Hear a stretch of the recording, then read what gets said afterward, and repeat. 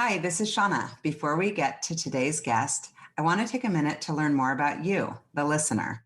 We've put together a short survey at fueltalent.com/podcast to gather information on who's listening and to give you a chance to make suggestions and comments about the show. I want What Fuels You to be a great resource for you and your interests, and I hope these interviews give you practical advice along with inspiration for your career and life. Help us continue to serve you better by going to fueltalent.com/podcast. Thank you so much. Now let's start today's show. Hi, this is Shauna, the CEO and founder of Fuel Talent. One of the things I have loved most in my 25-year recruiting career has always been the stories that people tell. Stories of leadership, career choices, company ideas, and team building. My inspiration for starting the What Fuels You podcast came from being curious about people's lives and wanting to help share their stories. What path brought them to this place? What decisions did they make that led to failures and successes?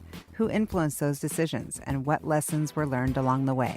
I hope you enjoy the What Fuels You podcast. Today's guest on the What Fuels You podcast is Stephanie Sprangers. Stephanie is the founder and CEO of Glam Hive, the online personal styling service that brings together personal stylists and makeup artists recruited directly from Hollywood and Instagram to everyone. Stephanie is a lifetime style seeker and tech executive turned entrepreneur. With vast experience in the affiliate marketing and digital rewards space, she launched Glam Hive as a place for the average consumer to share images of their outfits and get rewarded for the purchases they drive. Stephanie later expanded her vision to create a virtual styling platform that would democratize personal styling by creating a way for people to work with the influencers, stylists, and makeup artists that they admired in traditional and social media. Under Stephanie's leadership, Glam Hive has developed patented technology that allows stylists and makeup artists to take clients through a styling experience that is 100% online, which means people can work with stylists anywhere in the world. Welcome, Stephanie. So good to see you. Good to see you. Thank you. Thanks for joining. Okay, I'm hitting with some rapid fire. And yours is specific to you and to your industry, which I love. Okay, who is your style icon, style inspiration? So I have to say, I don't come from the fashion or style industry. So when I thought about the rapid questions, I'm like, well, I even know the answers. The person that I love the most today is Karine Rothfeld, she was the editor of French Vogue. Do you know who she is? I don't, but I'm writing it down. I'm going to look her up. I think she's Tom Ford's muse, but she's way more than that. I mean, she's been in fact, I don't even barely know her story, but she's probably 66, 68 years old. Oh, love. She's amazing. She just did a perfume line. She was the editor of French Vogue. She has, I think, see our lookbook, again, I don't come from fashion, but she's just a woman who is amazing. She has amazing style. And I saw her when I was in Paris last year. I just was at a cafe and she walked by. I was like, I kind of wanted to just go up and introduce myself, but I love it when you see those women, and always in Europe, right? Okay. So what are 3 words that your friends would use to describe you? I would say, well, I'll just tell you the words that come up for my whole life: stylish, sweet, and clever.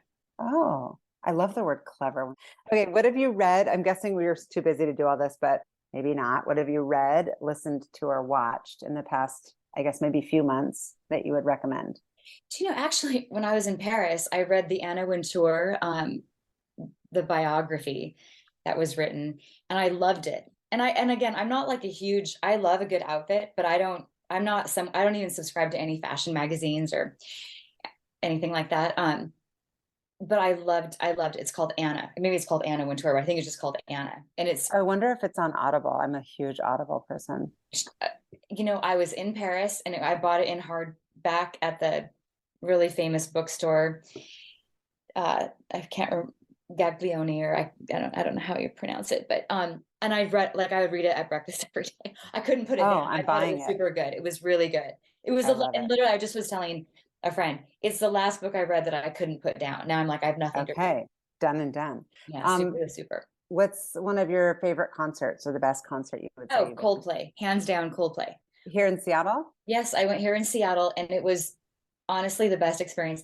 And now a friend of mine is the president of a new startup that Chris Martin is doing. And so he asked for some help. And I'm like, I'll help you if you get me good tickets to Coldplay. Yeah, you're like, done. Love that. Okay, so since you're not so like fashion girl, which I'm not buying. Well, I mean, I but might be, but I don't, okay, I so wouldn't describe myself as that. But, right. Well, okay, so here's my net. Who's your favorite designer? oh, my favorite designer is Balmain. Oh, and I'm wearing the t-shirt right now. All right. Yes, this is my favorite. And it's because it's very distinctive. I think it's like Chanel with an edge. You can buy Balmain, whatever you want to call it. You can buy one, and I think you will look great in anything. Or sweats, I don't care. Doesn't matter. Whatever you have on with a Balmain jacket will look amazing. It's super distinctive. I don't know that they're privately owned, but I feel like it's still one of the fashion houses that haven't, I don't know, I just feel like it's still unique. I feel like it's also remained very true. Like some kind of go off on different looks every season, and it's Yeah. like Belmont stays pretty Yeah. consistent, I feel. I love Chanel, but the problem is I feel like I look like Hillary Clinton when I put on Chanel. When you were little, like, I don't know what little means. I'm guessing fifth grade-ish. What did you want to be? Oh, I wanted to be a mom. Oh, Yeah, that's so I cute. just wanted to be I'm the oldest of five kids, and I loved it every time my mom and dad every time I had a new sibling. I wanted to be a mom, like probably even through college. Are This you is a I'm mom? like the unintentional female founder. Are you a mom? No, Oh God, we need to get you a baby. no, now I'm Wow, too old. I might need just a puppy.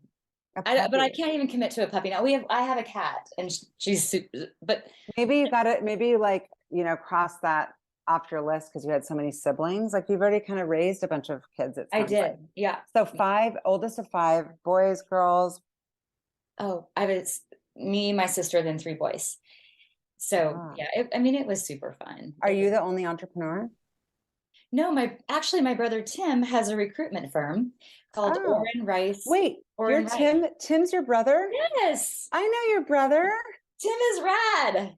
Okay, so tell me where you're from. Are you from here, from Seattle? No, we're from Colville, Washington, and we Okay. grew up on a road called Oren Rice Road, and that's why Tim's business is called Oren Rice. Okay. Printing. Where's Colville, Washington? It's like 75 miles north of Spokane, Washington. Oh, okay. Got Yeah, it. And so you're up from in a the big boondocks. family. You're the oldest. Yeah. And I guess when you think back on your childhood, who were kind of some of your influences or teachers, grandparents, parents? You know, the only person that I remember, like, who always comes up for me is this woman, Mickey Ager. And she was, the mom of one of the boys I went to school with. And she would show up at church in Colville. It's a small town, like, it's a lumber town. It's like, I don't know, 4,500 people. And I just remember she had this platinum blonde bob, straight. And then she would wear these, I just remember her wearing fur coats to church. And I was like, I love how she looks. And now I'm like, did I somehow channel her? 'Cause like I've got the short bob and I do like fur. Um, but that's what I That's remember the awesome. most. I mean, growing up, I loved Oprah, but I don't know if she was really a mentor. I But watched Oprah like literally every single day. yeah, Were you a good student, athletic, musical? Like what were you into? yeah, I was a good student. I mean, it's funny because if I were to just describe myself in high school, I would say like I don't feel like I was one of the popular girls. Yet, like, I was a cheerleader and I was head cheerleader and I was Miss Colville and all the things. But that's because the adults kind of made those decisions, not my peers. No, that's It's funny. true that, I mean, the adult, cheerleading wasn't like your peers, just the judges were like older people, like parents or whatever, coaches. I don't Yeah, know. I was actually a cheerleader. I was a cheerleader and a cheerleading judge. So yeah, Yeah. that's so funny. Yeah. Yeah. So I feel like everything I've done, what Glam Hive is today, I feel like I'm kind of like a big sister to a lot of stylists, or like when clients come in, I feel like I'm kind of like the big sister that's just going to help them out, get them connected to the right stylist. Um, I feel like I definitely feel like a cheerleader. I feel like I've, have that personality. So in a way, I look back, I think, yeah, those things all make, I'm probably true to who I always was. Yeah. And so school was something that, when you say like not necessarily popular, but school was a priority for you. Were you clear? Some people I feel like were clear, and as a mom of 2 high schoolers and a middle schooler. I'm like, I feel like these kids have so much pressure to feel like they're supposed to figure it out. I No. definitely did not know what I wanted to kind of be when I grew up. I think that it was something around sports when I was that age. But did you have a sense of like confidence that maybe one day you would be an entrepreneur? Or was there anyone that Zero. modeling that for you? Well, my dad was a State Farm insurance agent, so it's different today at that company. But at the time, it's like you're an independent contractor for the company. That's Right. It's like a commission-based sales yeah. And person. so I think that it always felt like he ran his own business. It was never like we grew up with a dad that complained about corporate anything really, because Right. he could set his own hours. I think that's a big thing for all of us kids in a way, is we always feel like, I think all of us, are in roles where we're not, oh, we have to be at work at this time. I never liked that. Um, but no, I would say like I loved, playing office. I love playing house. I love playing school. Like that's what we You would were do. ready to adult. Yeah. So, but I don't know. I mean, I don't know. It was kind of like an innocent childhood because I think it's like 4,500 people, let's just say in the town. There was like one high school. Like everyone kind of knew everyone. Yeah. It wasn't that complicated. Are there still people that you're in touch with that never left or that still live there? And are they No, like, oh my gosh, Stephanie's this nope, like glam hive glam girl? no. It's weird. I'm, it's weird. I don't know. Like, no. Yeah. And so how did you decide to go to Washington Barely from State? college even.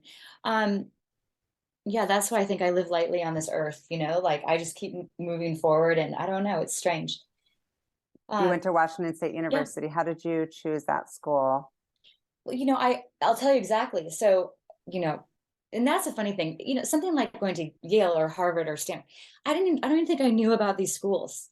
Nobody went to schools like that. Like, I mean, I would say that in my high school class, a handful of people went to college. My mom was like, "You're going to college." That was always grew up, we always grew up like that. Like that's Yeah. not an option. So it was never a question, am I going to go to college? But I didn't really think about, oh, I need to go to some fancy school. I never thought about that. It wasn't even on my radar screen. So I applied to UW, WSU, Gonzaga, Like University, in state. Yeah. Seattle U, UPS, got accepted everywhere. And my dad was like, I was lucky because he's like, I'll pay for 4 years at a state school or the equivalent anywhere else. And I think at the time, like UPS was probably like, let's say 20 grand a year or something. I'm like, just did the math. And I'm like, WSU it is. I mean, Yeah. frankly, I came over, I toured UW and I was like, it's just way too big. Yeah. I went to UW and I've told my kids, as much as I would love them to stay local, and I don't even know if they would get accepted, it's become so competitive. It was too big. And Yeah. it's easy if you're the kind of person who's kind of a shortcutter, which I would define myself to be. Like, how do I get from here to there the fastest?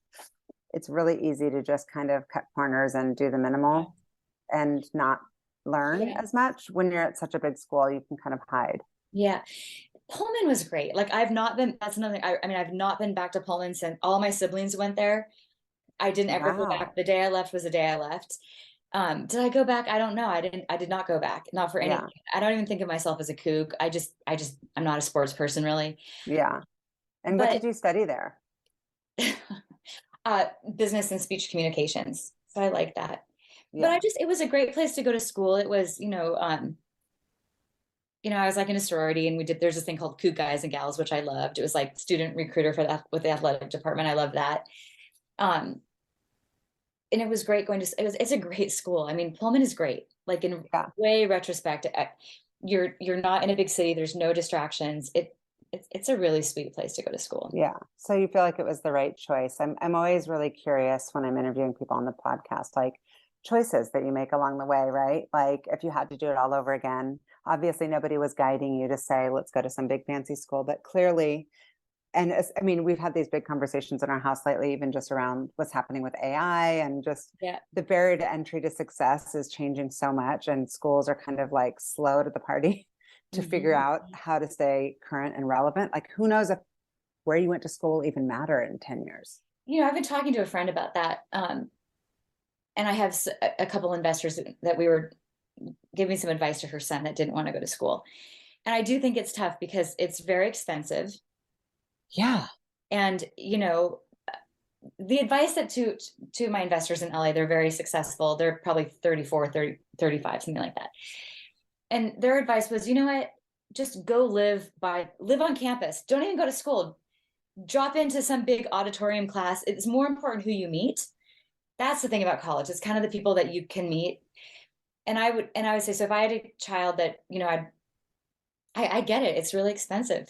Yeah.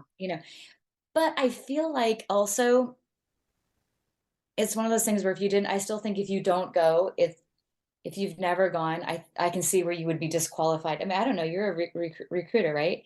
So like what happens if someone doesn't have any college, anything on a resume? I have to think it's it makes it definitely, better. there needs to be a story. There needs to be a very clear story, but the way that I describe it when I'm talking to candidates, or just I talk to a lot of students and do kind of panels around this kind of stuff. I think that there's just that, like the funnel, and the bigger the funnel can be at the top, where there's just more options, Yep. the better, so that people just feel that they have choices. And unfortunately, school is just one of the only ways to distinguish. And I don't know even what that's about, if it's drive or if it's focus or if it's It's just, I think it's groupthink. smarts.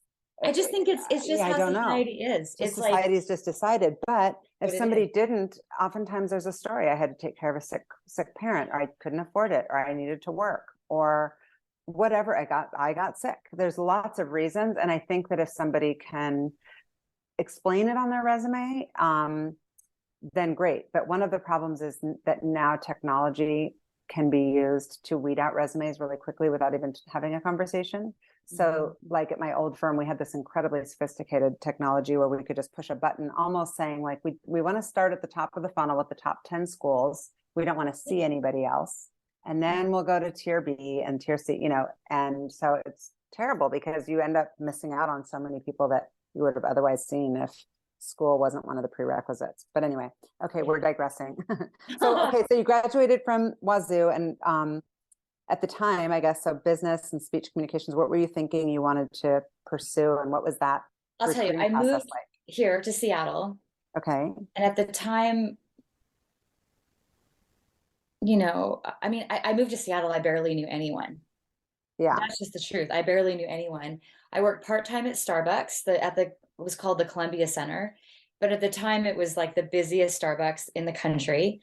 And that was fun. I mean, but and then I went to work for State Farm Insurance. Like you kind of just do what you know. Like my parents weren't connected or anything. I don't know. Like in a way, college kind of didn't really prepare you to get an actual job. So I moved here, worked at Starbucks part-time, and then I took a job as a claims rep at State Farm Insurance. And crushed it, I'm guessing. Well, it was terrible. I would drive to Renton every day, like usually cry. I'm like, I'm too nice for this. It was just terrible, like Tukwila. It was the worst. And then my kind of one friend that I knew from college, she was working at Cairo TV, I think, Cairo Radio. So I'm driving, my crappy car to Tukwila every day, hating my job. And my friend was driving a brand new Jetta, shopping at BB, making like $40,000, whatever. I forgot about BB. Is BB still around? I think it is. Yeah. Oh God, I haven't thought about BB in a long time. And I was like, I'm doing that. I'm going to get into ad sales. And so then I took a job with TCI Media Services, which was cable. And then I went to Entercom, Fisher Broadcasting, all the things. And then the internet started. And a friend of mine, Chris Drake, had a friend, Trisha Boshi. I don't know if you know Trisha Boshi. Anyway, she was working at a company called My Points. It was one of the first email marketing companies based in San Francisco. And I'm like, that's what I'm going to go. I'm going to go do that. In fact, when I left Intercom, I told my boss, because he's like, we don't want you to leave. And I was like, you know what? I need to go do something that someday I'll be on Oprah.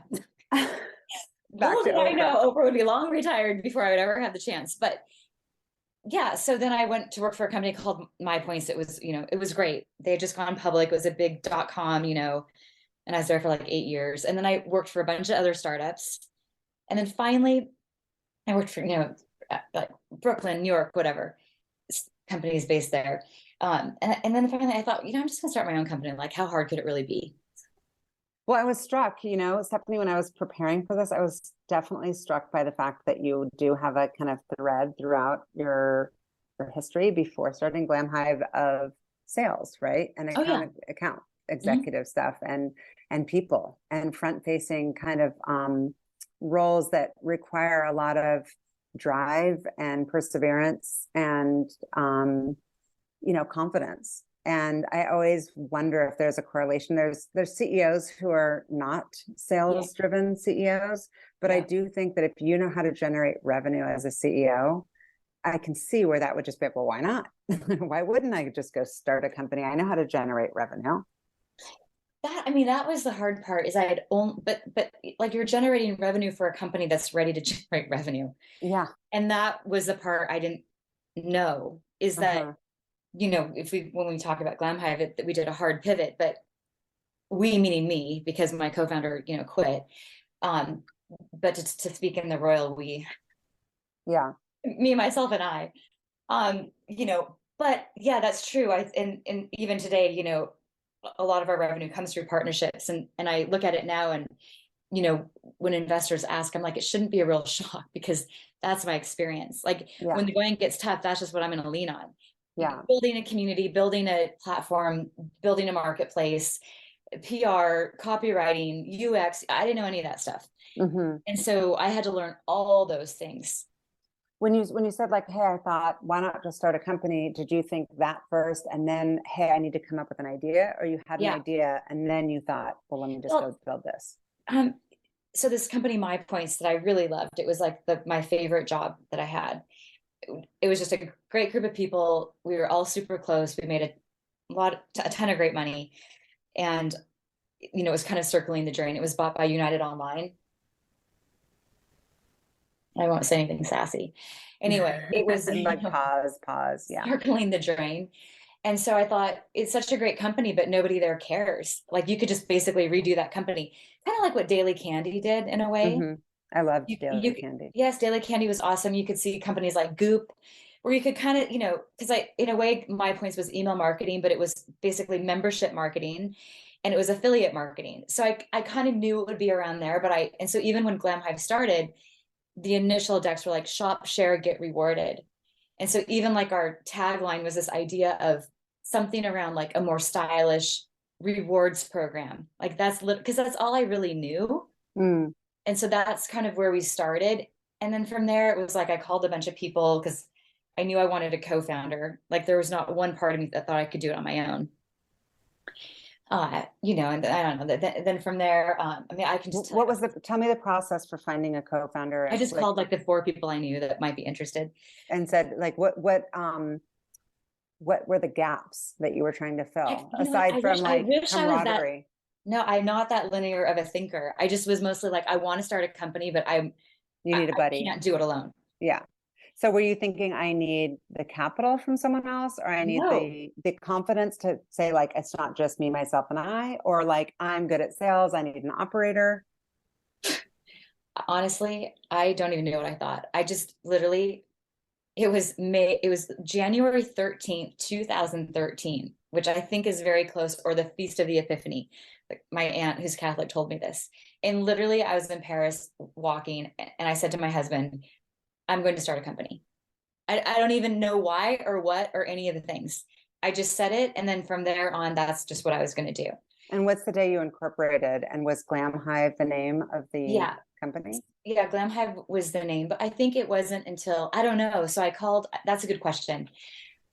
There were some clients that I knew. Maybe I thought I needed someone that knew marketing. If I think about the people I reached out to, what they had in common was marketing.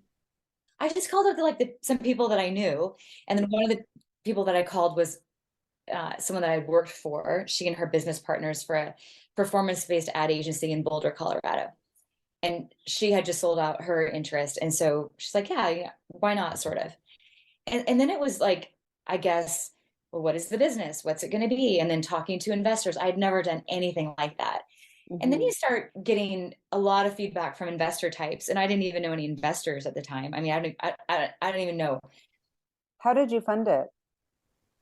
Initially, initially we put in some of our own capital. I mean, not some. I would say it was fairly significant because we finally raised money. I kind of look at the start date actually September of 2015, because for about 2 years, I was also doing some consulting, and we were figuring out the idea. But I think I thought, come up with an idea, do a deck, get funded. A couple of years later, go public. I mean, literally, it was like, that's kind of what I I thought. love the confidence. That's amazing. I just think it was like pure blind. I don't even know what, like, but I had worked for a lot of successful companies. My Points went public. I worked for a company called Buddy Media. They sold for $900 million to Salesforce. I mean, I wasn't there during the early years. Yeah. It's funny because I called on Tim Pandora a million years ago when Tim Westerman was the founder. I somehow got a hold of his number, pitched him something about My Points, and he was like, I would love to do what you're suggesting, but this entire company is on my credit card.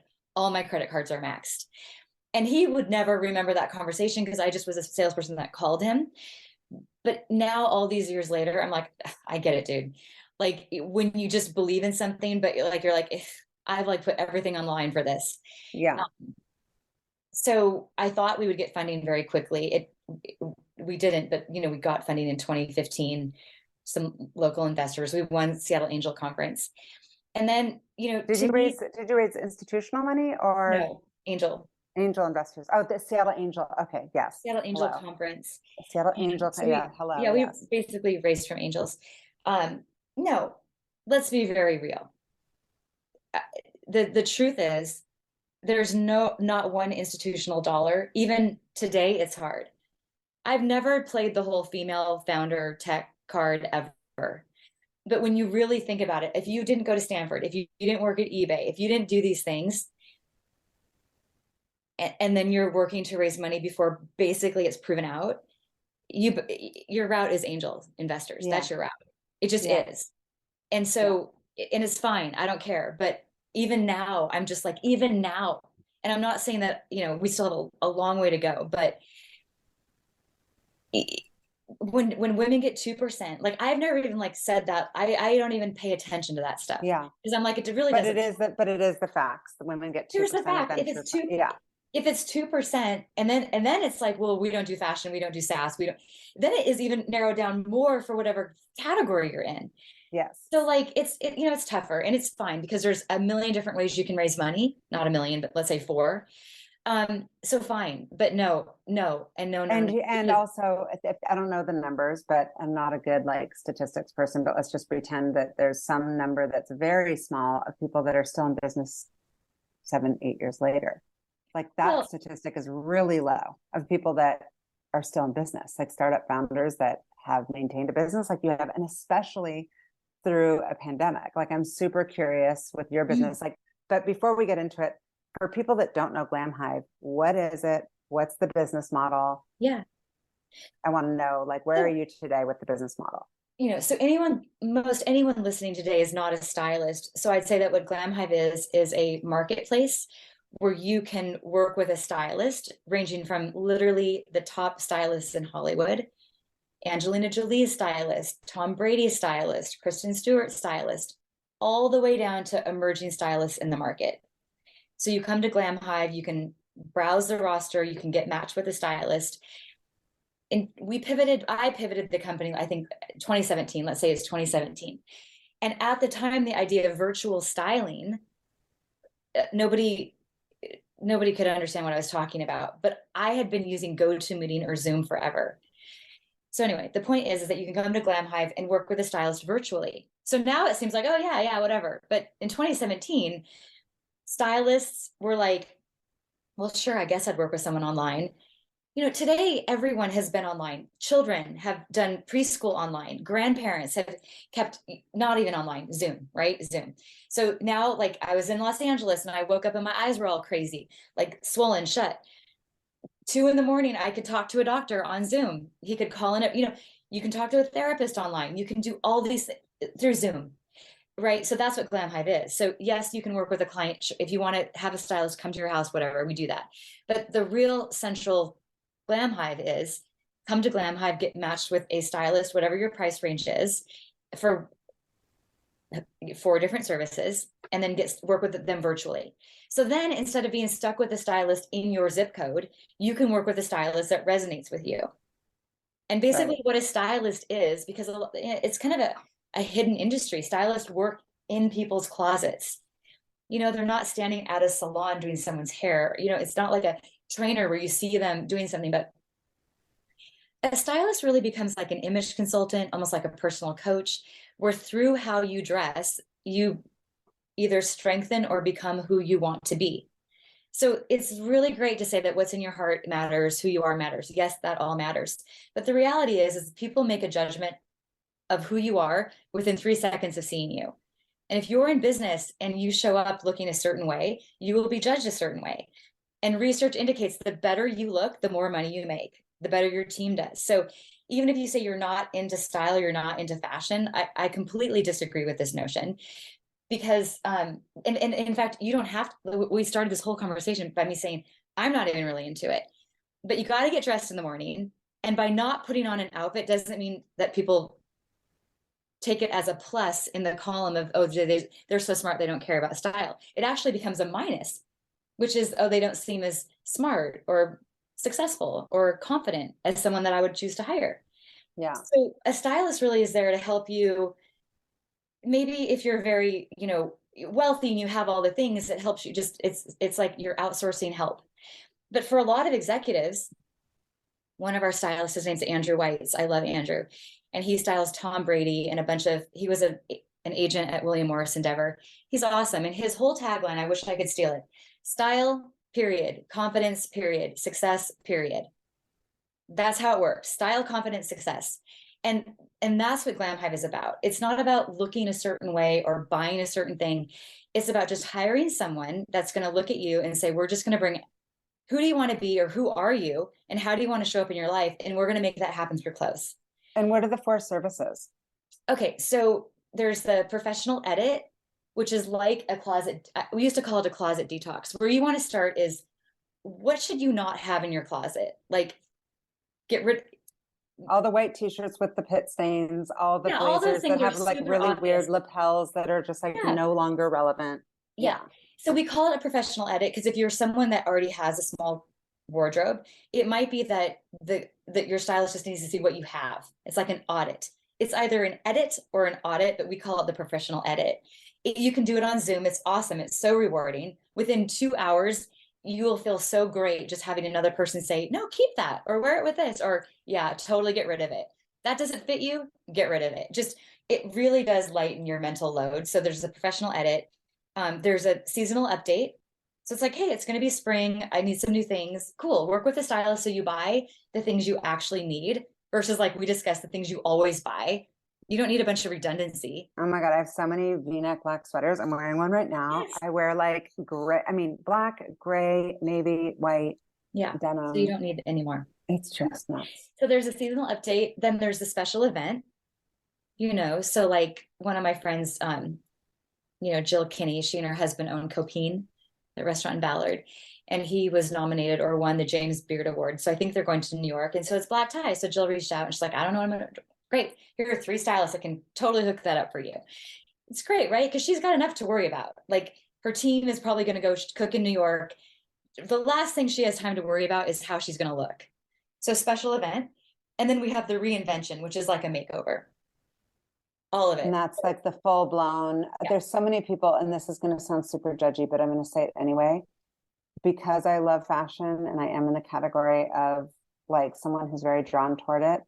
When I see people who don't put any effort in, I want those people to go on your site so badly. I think because there's people that I meet and I'm like, you have the money, you have the figure, you have the everything. Like, why isn't this a priority in my mind? And it's also like, to me, they're missing out on the fun that fashion brings because it's such a creative outlet. It's so much fun. I feel like it's a sign of like respect. Like when I'm on an airplane and people are wearing sweats, I'm like, it's just not respectful. Yeah. Well, they're cozy. But you can be cozy and stylish. And I also feel like, I have a lot of thoughts around that because I've obviously been thinking about it for a long time. Yeah.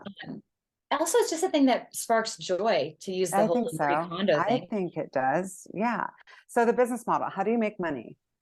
Well, so that's on the consumer side. So you could think of this like Uber for styling, same way that Uber makes money. You take a cut of each styling.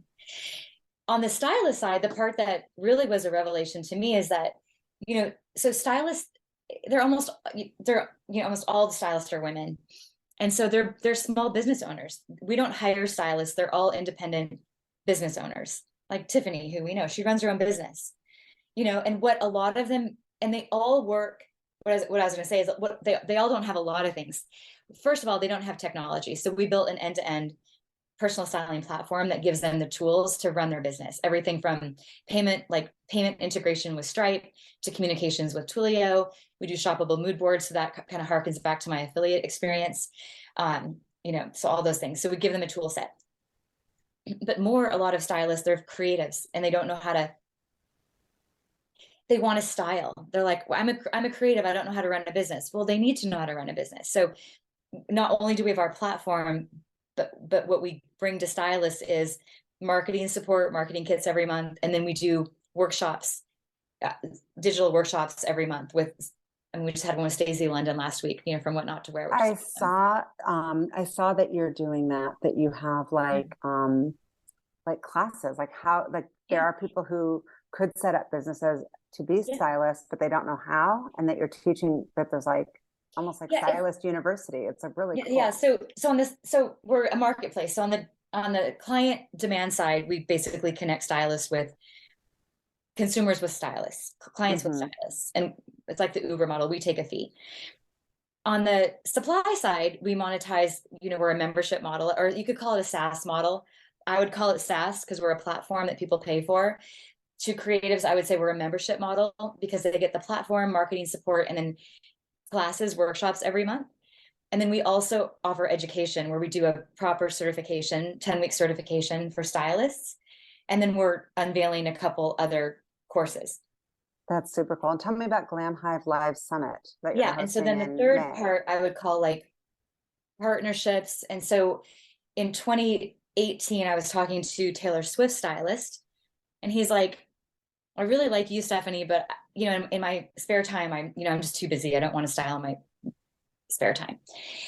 I'm like, well, okay, so you like me. So then I want, you're amazing. I want you somehow to be involved in the business. And he's like, well, one idea I did have is there was this, there's BeautyCon, this big beauty conference. Why isn't there a style con? I'm like, I have no idea, but we should do one. So in 2019, we did our first Glam Hive Live Summit, and it was in Los Angeles. But just an all-day event, 6 panels, celebrity stylists, editors, all the things. I don't know, 200 stylists in a room, and it was great. And we're like, oh, sweet, we're going to do these. This is part of the business now. And then when the pandemic hit, I called up my friend Tara Swennen, who styles Matthew McConaughey and Kristen Stewart. I was like, hey, since we're going to be shut down for 3 weeks, because that's what we were told, why don't we do a digital summit? And she's like, what's that? I'm like, I don't know. We'll just do something online. I don't know what it is, but if you could get 35 speakers, then I'll handle everything else. We ended up having our first summit. We were one of the first companies, certainly one of the first fashion companies to do a digital summit. We had 75 speakers. Wow. Amazing. And then we turned around 6 weeks later, we did another one. I was like, Tara, we cannot have that many speakers. It just about drove our producer crazy. We ended up having 145 speakers because all these people this talent that was doing red carpet events in LA, it was all shut down. Every movie, every red carpet, it was all shut down. So everyone was stuck at home. So and it was awesome because we really brought the industry together. And I look back and I'm like, those were actually it felt like some of my best days. It was just amazing. And we ended up doing 6 of them during the pandemic. And then when everything opened, we took it to London last year, and then New York in November. And our next one is in LA, May 20th. That's so cool. That's amazing. Yeah. And so if somebody wants to get involved either as a customer or as a stylist, they can just go on the site and sign up. Yes.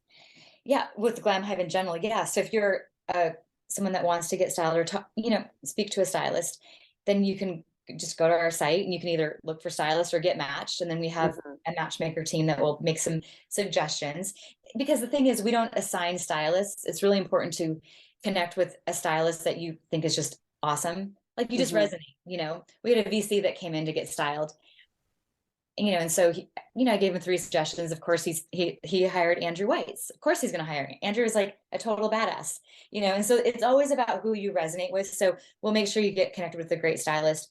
If you're a stylist, then you can just apply to be part of Glam Hive. Yeah. And what's your screening process to make sure that they're like good enough stylists to be associated with the brand?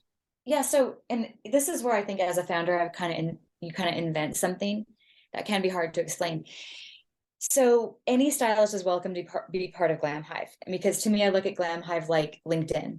Like there's no vetting process for LinkedIn or Instagram or, whatever. Where there is a vetting process is who gets to be matched with clients. So Glam Hive has always been inclusive of all stylists, regardless of their experience level. On the get match side, then we operate more like a platform or an agency. In LA, people would think it was like an agency because of our business model. But then what I'm looking for is a really strong digital brand, or someone that obviously has worked in editorial or with celebrity, or like Tiffany Wendell, our mutual friend Tiffany. I mean, she's like a perfect example. She's incredible. Been styling forever. She's amazing. She ended up starting a company with a celebrity stylist in LA, but here in town, she works with a lot of amazing, amazing women. And so we really look for stylists that have, at least 5 years worth of experience. If they're younger, that's okay. Because a lot of people don't, they can't afford Tiffany. Mm-hmm. And so part of democratizing something is in part giving access. So we give access to like the best stylists in Hollywood, but we also make it possible for anyone to work with a stylist. So when a stylist takes our certification program, like a younger stylist, like right there in 10 weeks, they totally get up leveled, and now they can take in clients from us. It's not a requirement, but the last thing I want to do is be in the business of massive, client customer service. Yeah. I need to know that the stylists are very good. And then we've actually never had one complaint on the client side.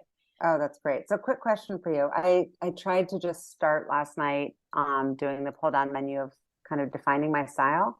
And I don't think that any one category served. Like I was like, am I elegant or am I like rock and roll? Am I bohemian? Am I, like I'm kind of all of it depending on, like, I guess Tiffany has described it for me, like what I am. And it was like multiple words. Is there a way to do a few categories? So I couldn't figure that out. Like I couldn't just pick a lane, because I was like, if I put elegant, people are gonna, and then I put 51 years old, they're going to be like, oh, she's old lady Chanel ballet slippers with like pearls, which is not my look. But I do like a Jill Sander, I love classic. That's the hardest part is working on the algorithm for that. So what we usually do is no matter what someone puts down, what they check. Our new marketing director is actually, I was reviewing something she sent to me because she had the same feedback as you. I'm trying to have us pattern match, so like if like we had a client that came in this weekend, she was 66 years old. She's like, I'm 66 years old. I'm really tall. And so sometimes in the notes, like I'll just know, like if someone really leans in on their age, I am never going to match her or say, hey, here are 3 stylists, they're all 26. I'm just not going to do that. Are you doing it by yourself, or you have a team of people? I have a team that does it, but so I can see what comes in, and sometimes I'll because I know a lot of the stylists very well. Yeah. And so as we build out, because what we're working on is like an algorithm, but it's actually how I built the business over the past few years, because we've actually been running on very limited outside capital. So going back to my partnerships background, how I've monetized Glam Hive in part is the community as a whole.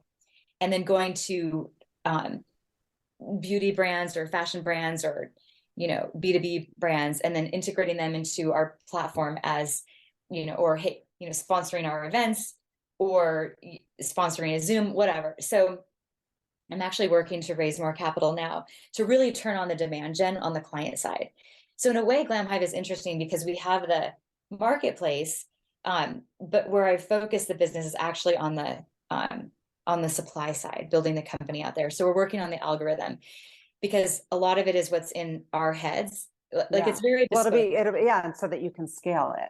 Obviously, that's going to help so you can scale it. And I think AI will play a role too over time, right with these algorithms to be like, people who like this and also have that will also tend to want this stylist. I mean, a lot of it though is a personality match. Like For sure. it's a person, it tends, and so in a way, what I know is like, Well, that's why I love, and you know, obviously I'm friends with Tiffany, but I've referred her a bunch of people and have other friends who have used her. And we're using her as our example because it's like a mutual friend, and maybe people listen and can use Tiffany Wendell. But there's, it is a person who can say like, nope, yuck, take it off, but also make you feel beautiful while they're saying it. You know, like that is a style, and maybe that's how she is with me because she knows I like blunt and bottom line and quick, and we're very fast together. And that she would know to be delicate and kind of how to mirror people's personalities, where other people would be. For me, I love working with Tiffany because she's fast. Also, yeah, I need to work with people that are really fast. I'm a very fast decision maker, and I'm very limited in time. And so, yeah, you're right. It's so much about fit. So I know that it was like you walked into the business saying, okay, we're going to do this. We're going to start it a couple of years in. We're going to IPO. And now, you know, reflecting back, it's 2023, started it in 2015. Where are you now relative to where you want to be? I would say that when we pivoted and launched, that was in 2017. So I feel like, what is that? I don't know. I lose track of time. It's 5 years. Or 6 years. 6 years. 5 to 6 years. And now I know that any startup, you know, for what, I mean, this is what I feel. I feel like it's a 10-year endeavor. That's just what I feel now. I feel like we think it's not, but that's what, I mean, it's interesting. There's well, I won't say, let's just say that there's a company that I respect in the space that's not really a competitor, they're more complementary. And their current value is $2 billion because they're a global platform. Wow. For a certain segment. So, you know, to me, Glam Hive is a global company. So we have clients that have been princesses from Dubai, or, you know, stylists from India will hear about us. So because of, it's just a perfect time. You've got social media where people can promote their own services. They have a personal brand. This is not an in real life situation. Yeah. So I see Glam Hive, you know, my 3-year goal would be to have 60,000 stylists on the platform, you know, serving tens of thousands, hundreds of on the platform. So that's like on the tool set side, right? On the SaaS side, if you will. And then on the agency side, you know, we also are a global platform. So I don't know. I have a lot of, that's not a succinct answer, but I see it as a global opportunity that really should be able to hit, to be a significant player in the global style space. I actually describe Glam Hive as a style hub. Yeah. Because nobody has organized the style industry. And that's clients, that's brands, that's stylists. And then we just got one of our first influencer marketing deals with a big company, a big watch company, because you know, our stylists are also influencers, and influencer marketing is a huge part of advertising. So there's a lot here, and some ways, I mean, we're kind of punching above our weight in some ways, just because we've run really lean. Yeah. But now I need to raise more capital because it's actually more than we can handle. Yeah. If we dial And it up, it is like the sky is the limit. I mean, you could really just really blow this thing up. It totally makes sense because the platform is there, the infrastructure is there. You're very early as far as like first movers in the space. So you have that advantage. Yeah. And the relationships are there. So I'm wishing you like tremendous success. I'm curious, like outside of work, how you are balancing it all. Are you working like constantly? How are you setting yourself up to, like, I guess, keep your mental health strong, keep balanced, just all the things? Well, fortunately, I love Glam Hive. Like we talked about how I don't have kids. Like Glam Hive is like my kid. Yeah. But like the kid that I'm also ready to like get out of the house so it can grow. You know, so I'm not as attached to it. And what I mean is I would say that if a founder is still saying like my company is my baby, they're maybe too close for it. Like I want to let it grow, and that means I have to step out of the way, just like you would as a parent, I suppose. Yeah. I think I have terrible balance, honestly. Like it's not. I don't. I mean, I don't know. You know, I'm a whole size bigger now. I mean, but the thing is like I love it. And the people I love, I guess I'm a helper. So I Mhm. love helping stylists. I love helping clients. To me, Glam Hive is just super beautiful. It brings a lot of happiness and joy to a lot of people. And so I love that. I love it too. And are there any productivity hacks, like other apps that you use or time management things or um, just anything that this is, I ask these questions a lot, totally selfishly because I'm always looking for hacks.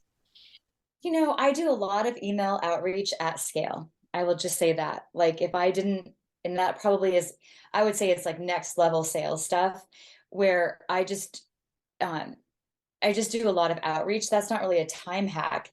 The biggest thing that I've learned recently is that, and I don't do this well, um, you just have to find the times that you can do the project slowly. Like Mm, today, this morning, I woke up super early so I could do some writing on some stuff. And I mm. didn't get done because the rest of the day is just whack-a-mole. You mean like just the time blocking of like, Yeah, I don't do that, but I was listening yeah. to someone who has a podcast and it was about, I think he used to write for the Wall Street Journal about time management. And he basically said there's no such thing. The biggest thing you have to be aware of is that when you look at your phone and look at a text or you just reply to a Slack real quick, when they've like set people's brains up with like electrodes or whatever, they can see that to go from your thinking state of flow and working on something to quickly answering a Slack, it takes you 30 minutes to get back in that flow.